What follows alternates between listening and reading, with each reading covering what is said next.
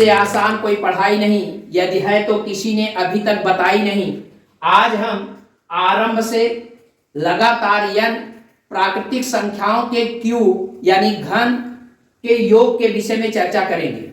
बड़ा महत्वपूर्ण टॉपिक है और अक्सर कंपटीशन में पूछा जाता है। इससे दो तरह के सवाल आते हैं। इसके पहले जो हमने वीडियो बनाए हैं उसमें लगातार n प्राकृतिक संख्याओं का योग, उनके वर्गों के योग के विषय में बताया है। आज हम उनके घन के योग के विषय में यानी क्यूब के योग के विषय में बताने जा रहे हैं। इसके लिए बड़ा ही आसान तरीका हम आपको बता रहे हैं। एक बड़ा सिंपल फार्मूला होता है, उसी फार्मूले की सहायता से इसका मान हम बड़े आसानी से ज्ञात कर सकते हैं। तो ध्यान दीजिए, इसका जो सूत्र होता है वह होता है n प्लस 1 बटे 2, यानी कहने का मतलब n और एक कोष्टक में n प्लस 1 बटे 2 इसका स्क्वायर। अभी जब आप ध्यान दिए होंगे तो हमने लगातार n प्राकृतिक संख्याओं के योग के विषय में जब सूत्र लिखा था तो यह सूत्र था n प्लस 1 कोष्टक में बटे 2। यहां पर अंतर क्या है कि यहां पर अंतर हो गया कि n प्लस 1 एक कोष्टक में बटे 2 का होल स्क्वायर, यानी इसी का स्क्वायर कर देंगे हम बड़े आसानी से घन के वाली संख्याओं का योग बड़े आसानी से ज्ञात कर लेंगे। आइए एक उदाहरण हम आपको दिखाते हैं। 1 से लेकर के 20 तक की संख्या का क्यूब दिया गया है, इसके योग का मान हमको ज्ञात करना है। तो आप जानते हैं अगर ये लगातार संख्याएं हैं तो जो इसका अंतिम पद है यही कुल पदों की संख्या होती है। अगर लगातार संख्याएं हैं प्राकृतिक संख्याएं, जो अंतिम पद होता है वही कुल पदों की संख्या हो गई। इसका मतलब यहाँ पर n जो है ये कुल पदों की संख्या है, तो यानी n की जगह पर यहाँ पे 20 हो जाएगा। अगर आप जरा ध्यान से सोचें कि अगर इस सवाल को एक एक का क्यूब करके जोड़ना होता तब तो हमको केवल वही गाना याद आता कि सुबह से लेकर शाम तक, शाम से लेकर रात तक तुझे हल करूं, तुझे हल करूं, तुझे हल करूं। लेकिन इस सूत्र की सहायता से देखिए कितने आसानी से हम इसका मान ज्ञात कर सकते हैं। तो आइए इसका मान ज्ञात करते हैं। n की जगह पर 20 है तो फार्मूले में मान रखें, क्या हो जाएगा 20 और n प्लस 1 है यानी 20 में एक जोड़ देंगे और 20 में एक जोड़ेंगे तो 21 हो जाएगा और बटे 2 और इसका स्क्वायर कर देंगे और स्क्वायर यहां से 2 से काट दीजिए, 2 दहा में 20, ये हो जाएगा आपका 21 में 10 का गुणा करेंगे तो ये 210 हो गया और 210 का वर्ग करना है तो 210 का जब वर्ग करते हैं तो हो जाएगा 21 का वर्ग करेंगे 441 और आप जानते हैं अगर 0 है इसका वर्ग करना होता है तो यह 0 2 बार आ जाता है यहाँ पर। इसका मतलब इसका मान हो गया 44,100। यही इसके 1 से लगातार 20 तक की क्यूब वाले संख्याओं के योग का मान यही होता है।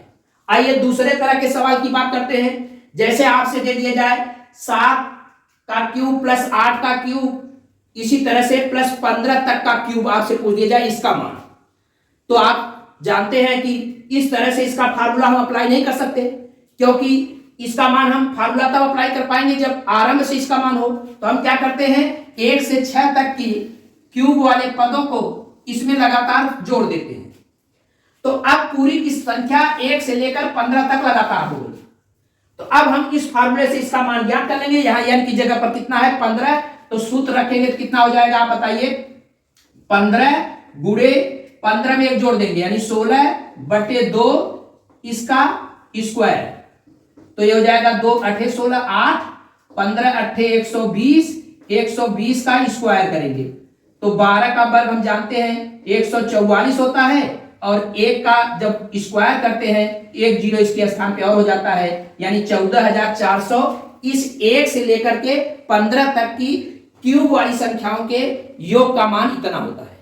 लेकिन हमको सवाल पूछा जा रहा है कि 7 से लेकर के 15 तक के क्यूब का मान यानी इनके क्यूब के योग का मान आपको ज्ञात करना है। इसका मतलब इतना अतिरिक्त हो गया, तो हम क्या करें इस पूरे में से इतने के मान को घटा दें। इसका मान घटाने के लिए हमको इसका मान पता होना चाहिए, यानी 1 के क्यूब 2 के क्यूब से लगातार 6 तक के क्यूब का मान पता होना चाहिए। इसका भी मान आसानी से ज्ञात कर सकते हैं। अगर इसमें पदों की संख्या देखेंगे तो 6 यानी n की जगह पे 6 हो जाएगा, तो सूत्र में मान रखें ये हो जाएगा 6 और 6 में एक जोड़ देंगे यानी 7 और बटे 2 का होल स्क्वायर, यहां से 2 तिहाई और 7 त्रिक 21 यानी 21 का वर्ग, 21 का वर्ग हो गया 441, जो कि हम जानते हैं 21 का वर्ग 441। अब क्या देखिए, ये पूरा मान है 14,400 और इतने तक का मान है 441। इसका मान ज्ञात करने के लिए हम इसमें से इस मान को घटा दें, इसका मान मिल जाएगा। इसका मतलब यहां से 14,400 में से हम क्या करें, 441 घटा दें। तो जब घटाएंगे तो यहां देखिए 10 में से 1 घटाएंगे 9 हो जाएगा, यहां 9 बचेगा, 9 में से 4 घटाएंगे 5, फिर यहां पे 13 में से 4 घटाएंगे 9, ये हो जाएगा 13,959। यही इसका मान हो गया। तो इस तरह से हम क्यूब के योग का मान बड़े आसानी से ज्ञात कर सकते हैं। आप इस तरह के सवालों को हल करते रहिए। अगर कोई परेशानी आती है तो हमें कमेंट सेक्शन में जाकर के जरूर बताएं। फिर हम किसी आसान ट्रिक और सरल उपाय के साथ अगले वीडियो में हाजिर होंगे। तब तक के लिए धन्यवाद।